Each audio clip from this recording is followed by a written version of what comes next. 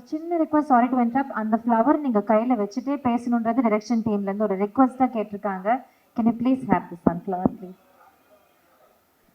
இல்லம்மா, நாங்க பேசும்போது முன்னாடி மைக் ஸ்டாண்ட் இருக்கும். இப்போ கையில பிடிச்சிட்டு பேசினா மைக் ஸ்டாண்ட் மாதிரியே இருக்கும்.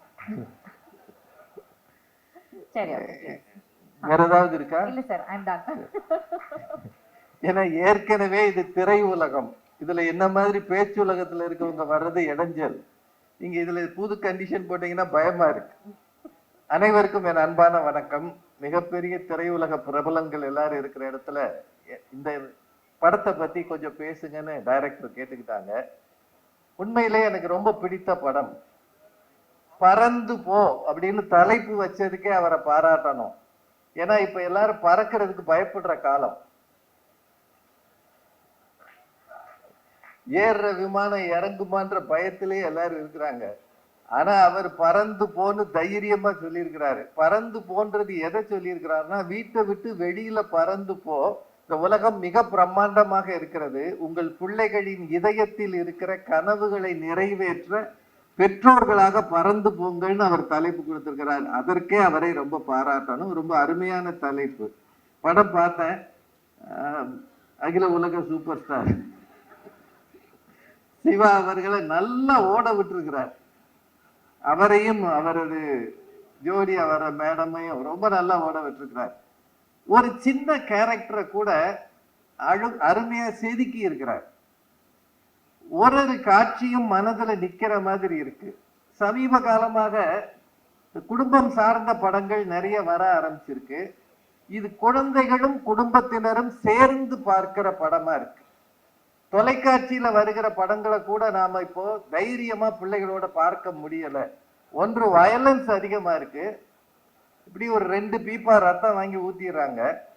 அல்லது எல்லார் கையிலையும் எந்நேரமும் வெடிக்கிற துப்பாக்கியோ அல்லது அறிவாள் மாதிரி ஆயுதங்களோ இருக்கு. எதுவுமே இல்லாம அன்பை காணவில்லை என்று பாடலை போட்டு கதாநாயக மாதிரி அந்த சின்ன பையனை அன்பாவே வச்சிருக்கிறதுக்கே அவரை ரொம்பவும் பாராட்டணும். ரொம்ப அருமையான ஒரு சிந்தனை அது. இரவுல மழை நேரத்துல போகும்போது தங்குறதுக்கு இடம் இல்லாம ஒரு நாடோடியாக இருக்கிற ஒரு வயதானவர் கூட இவங்க இரவு தங்குவாங்க. கடும் மழையில ஒரு கணப்பு தீ போட்டு. அவர் பேரு எம்பரர். வீடு இல்லாத ஆளுக்கு எம்பரர்னு பேர் வச்சார் பாருங்க. எல்லோரும் இந்நாட்டு மன்னர்னு பாரதியார் பாடினாரு. ஆனா எல்லோரும் இந்நாட்டு பேரரசர்னு அவர் பேர் வச்சுட்டாரு, எம்பரர். அது ரொம்ப நல்ல கேரக்டர் அது. அந்த பெரியவர் காலையில பார்த்தா அந்த பெரியவர் காணாம இருக்க மாட்டாரு, இந்த பையனும் இருக்க மாட்டான். பாக்குறவங்களுக்கு என்ன தோணும்? அப்பா தூங்கும் போது இந்த பையனை அவர் கடத்திட்டாரோன்னு தோணும். ஆனா அவன் மலை ஏறி நிப்பான். அவர் அந்த பையனுக்கு சாப்பாடு வாங்க போயிருப்பாரு. ரொம்ப அருமையான காட்சி அது. அது ரொம்ப நல்ல காட்சி. அவர் திருப்பி கொண்டு வந்தோடனே அவர் கேட்பாரு, உங்களுக்கு எதுக்குங்க அப்படின்னு. என் பேரனா இருந்தா நான் வாங்கி தர மாட்டேனான்னு சொல்லும் போது, வீடு இல்லாமல் இருக்கிற அந்த தனி மனிதனிடம் கூட மனித நேயமும் அன்பு மிக அதிகமாக இருக்கிறது என்பதை மிக அழகாக டைரக்டர் காட்டியிருக்கிறார்.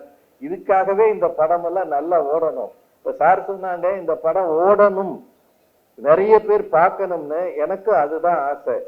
ஐ எம் அ கூல் கைன்னு அந்த சின்ன பையன் சொல்லிட்டே இருப்பான். அங்க இருக்கிறாரு, I am a cool guy, all அப்பா சார் லையர்ஸ்னு வேற சொல்லுவான். அப்பதான் கொஞ்சம் பயமா இருந்தது. சின்ன பிள்ளைங்க பார்வையில ஒரு 8 வயசு பையன் மனசுல என்ன இருக்கும்? உன் கிரஷுக்கு நீ பூ கொடுக்கலாம், என் கிரஷுக்கு நான் கொடுக்க கூடாதான்னு அவன் கேட்கிற அந்த லாஜிக்கு. அது மட்டும் இல்ல, அப்பாவும் பிள்ளையும் அந்த அம்மாவும் நிறைய சம்பாதிச்சு பிள்ளைய பெரிய பள்ளிக்கூடத்துல படிக்க வச்சு மேல மேல உயர்த்தணும்னு நினைப்பாங்க.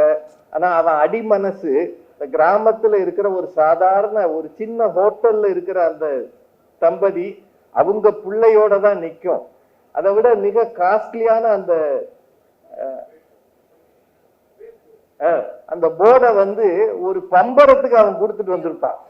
நமக்கு தான் வேல்யூ அதிகம். ஆனா சின்ன குழந்தைகளுக்கு பணத்தோட வேல்யூ இல்ல, அன்பும் நட்பும் தான் இருக்கிறதுன்றத ரொம்ப அருமையா காட்டி இருக்கிறார்.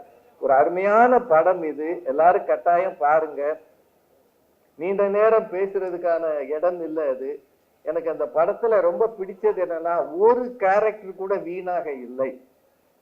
நீங்க எல்லாரும் பிள்ளைய வீட்டுல வச்சு பூட்டிட்டு போறீங்களே, அப்பாவும் அம்மாவும் ஓடி போயிடுறீங்க, வெளியில பூட்டிட்டு போயிடுறீங்களே, உங்களை ஒரு நாள் உள்ள விட்டு பூட்டினா எப்படி இருக்கும்னு ஒரு சின்ன காட்சி இருக்கு. அது உண்மையிலேயே எல்லா பெற்றோருக்கும் ஒரு படிப்பினையாக இருக்கிறது. சின்ன குழந்தைங்க மனசுலயும் சில தேடல்கள் இருக்கிறது, சில கவலைகள் இருக்கிறது, அவர்களுக்கென்று சில எதிர்பார்ப்புகள் இருக்கிறது. பணம் மட்டும் அது அல்ல அவர்கள் எதிர்பார்ப்பது. அதையும் தாண்டி நீங்கள் ஒதுக்குகிற நேரம். எப்போ உங்க பிள்ளைகளை கூட்டிட்டு பல இடங்களுக்கு போய் உலகத்தை அறிமுகம் செய்கிறீர்களோ, இப்பெல்லாம் டெஸ்டினேஷன் சொன்னா சிங்கப்பூர் போ, மலேசியா போன்றாங்க. இல்ல, நம்ம ஊர் காடுகள்ல, நம்ம ஊர் கிராமங்கள்ல, நம்ம ஊர் குளங்கள்ல, வெளிகளிலே இயற்கை இருக்கிறது.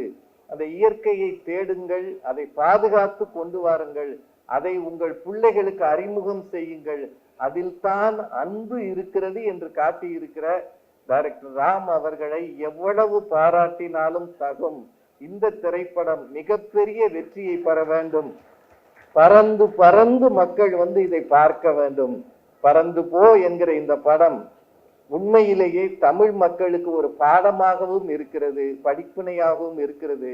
இந்த சின்ன குழந்தைங்க வந்து பேசினாங்க பாருங்க, அவங்க பேசின பிறகு அதை விட சிறப்பா யாரும் பேச முடியாது.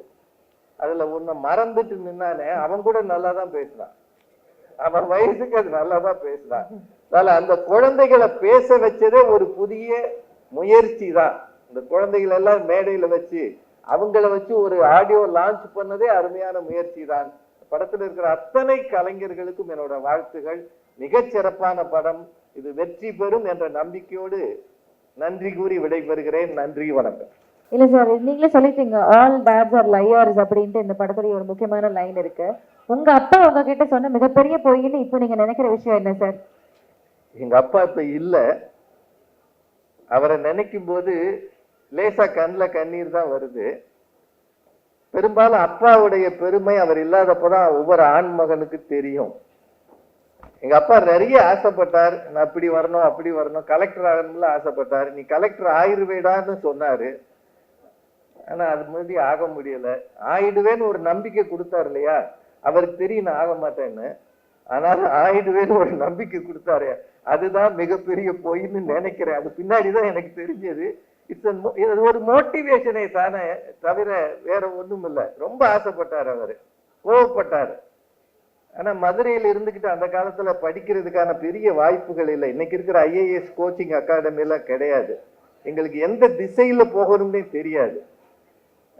அந்த லெவல்ல அது மட்டும் இல்லை, நான் ஒரு பேச்சாளர் ஆகி 4 பேருக்கு தெரிஞ்சவனா இருக்கிறத அவர் பார்க்கல. அதனால கலெக்டர் ஆகல, ஏதோ ஒரு மேடைக்காவது போறான்னு கூட அவர் பார்க்கல. அது நினைக்கும் போது எனக்கு வருத்தம் இருக்கு. ஆன்சர் பண்ணிட்டீங்க. அப்பான்ற உறவு எவ்வளவு ஸ்பெஷல் அப்படின்றது உங்களுடைய ஆன்சர்ல தெரிஞ்சது. Your அப்பா will always be happy from above. Thank you so much for sharing. நன்றி, நன்றி. Thank you sir.